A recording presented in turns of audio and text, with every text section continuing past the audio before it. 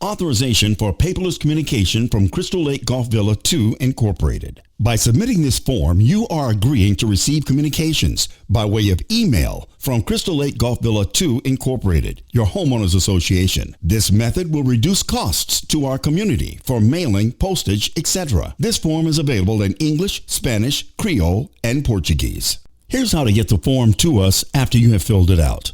Under the Documents tab on our website, locate Email Authorization PDF Form heading. Locate Download in English, Spanish, Creole, or Portuguese, and click on Download. In the top right corner of the screen, click on the Save File icon. Put the file where you can find it. I will use my desktop, and click Save. Now that the PDF is on your computer, you can either fill out the form with your computer, or you can simply print the form and fill it out. You will ultimately need to sign the form. After you fill out the form and sign it, you can now scan it with all the information on it and email it to clgv2office@gmail.com. And you're done.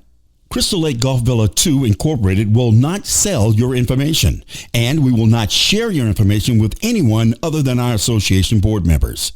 With this information, your homeowners association can communicate with you with quicker responses to anything you need from us.